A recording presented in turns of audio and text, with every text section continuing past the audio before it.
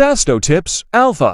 Hello viewers, welcome to Shashwat Alpha channel পক্ষ থেকে সকলকে স্বাগত। আজকে আমি আপনাদের সাথে আলোচনা করব একটি নতুন মেডিসিন সম্বন্ধে, এবং আজকে আমাদের আলোচনা করার মেডিসিনের নাম নেপ্রোসিন 500 ট্যাবলেট। তো আমরা জানবো যে এখন নেপ্রোসিন মেডিসিনটি কি দ্বারা তৈরি করা হয়েছে, আর এই মেডিসিনটা আপনার কোন কোন সমস্যার জন্য, আপনার কি কি কারণে খাওয়া যেতে পারে, কি পরিমাণে খেতে হবে, অর্থাৎ খাওয়ার সঠিক নিয়ম, সাইড এফেক্ট আছে কিনা, প্রাইস কত পড়বে ইত্যাদি সম্পর্কে আপনাদেরকে বিস্তারিত জানার চেষ্টা করব। আশা করি আপনাদের ভিডিওটি আপনাদের থেকে ভালো লাগবে এবং প্রয়োজন হবে। তো চলুন আমরা ভিডিও মূল আলোচনা শুরু করি।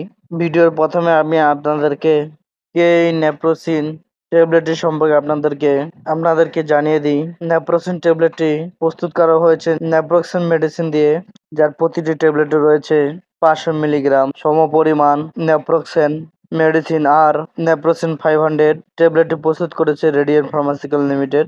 এর প্রতি পিস ট্যাবলেটের দাম পড়বে আপনার এমআরপি রেট 16 টাকা, আর পাতা হলো আপনার 160 টাকা। এটি আপনার যে কোনো ফার্মেসিতে পেয়ে যাবেন। এবার তাহলে আপনাদেরকে এই মেডিসিনের কার্যকারিতা সম্পর্কে জানাই, কোন কোন সমস্যার জন্য আপনারা খেতে পারবেন সেটি সম্পর্কে আপনাদেরকে জানিয়ে দিই।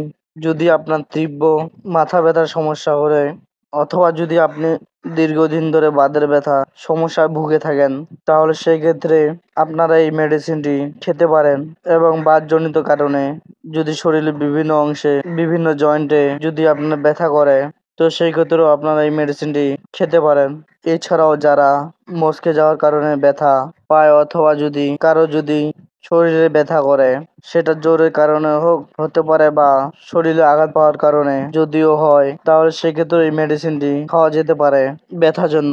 এগুলো ছাড়া যদি আপনার মাংসপেশিতে প্রচন্ড ব্যথা করে, অথবা যদি আপনার হাড়ের আপনি ব্যথা পান, অথবা যদি আপনার কোমর এবং মেরুদণ্ডের জয়েন্টে আপনি যদি ব্যথা পান, তো সেই ক্ষেত্রে এই মেডিসিনটি খাওয়া যেতে পারে।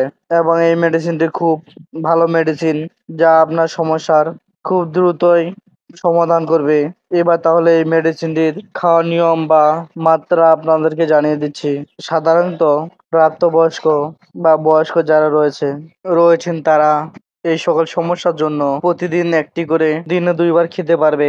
যদি বেশি ব্যথা হয়ে থাকে তাহলে সেক্ষেত্রে 2টি করে খেতে হবে, সকালে এবং রাতে।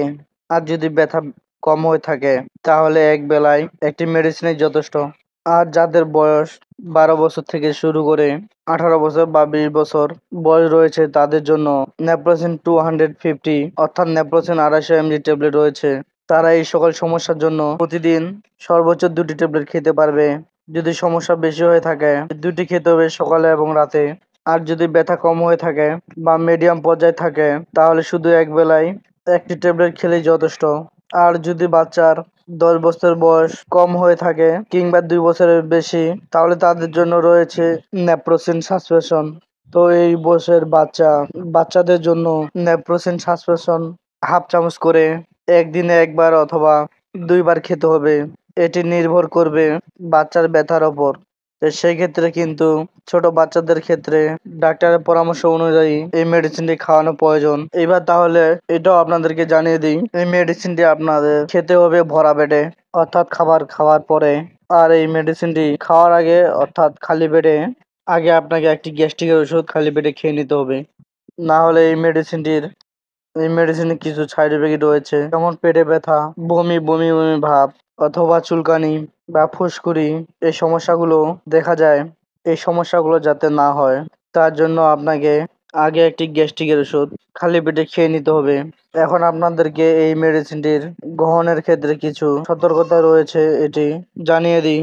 যদি কারো রক্তক্ষরণের রোগ থাকে, অর্থাৎ আলসারের যদি সমস্যা থাকে, অথবা যদি আপনার হাঁপানি রোগ, অ্যালার্জি রোগ, অথবা কিডনি অথবা লিভারের যদি কোনো সমস্যা থাকে, তাহলে সেই ক্ষেত্রে কিন্তু এই মেডিসিনটি কিন্তু সতর্কতার সাথে অথবা ডাক্তারের পরামর্শ অনুযায়ী সেবন করতে হবে।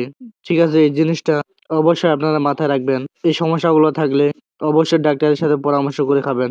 এবং সেই সাথে যারা প্রেগনেন্ট রয়েছেন, যে সকল মহিলারা প্রেগনেন্ট বা বাচ্চাকে দুধ খাওয়ান, তাদের ক্ষেত্রেও কিন্তু ডাক্তারের পরামর্শ অনুযায়ী এই মেডিসিনটি খেতে হবে। এই হলো আজকে আমার নেপ্রোসিন 500 মিলিগ্রামের ট্যাবলেটটি সম্পর্কে আলোচনা। আশা করি আপনারা বুঝতে পেরেছেন। তারপর যদি কারো বুঝতে অসুবিধা হয় কমেন্টে আমাকে জিজ্ঞাসা করতে পারেন। আর যদি আপনাদের ভিডিওটি ভালো লাগে থাকে তাহলে ভিডিওতে একটি লাইক দিয়ে দিবেন এবং পরবর্তী ভিডিওর আপডেট পাওয়ার জন্য চ্যানেলটিকে সাবস্ক্রাইব করে পাশে থাকা বেল আইকন বাটনটি ক্লিক করে রাখবেন, যাতে করে আমি ভিডিও দেওয়ার সাথে আপনাদের নোটিফিকেশন পৌঁছে যায়। তো এই পর্যন্ত ভিডিওটি শেষ করছি। ভালো থাকুন, সুস্থ থাকুন, খোদা হাফেজ, আসসালামু আলাইকুম রহমতুল্লাহ। Sasto Tips Alpha.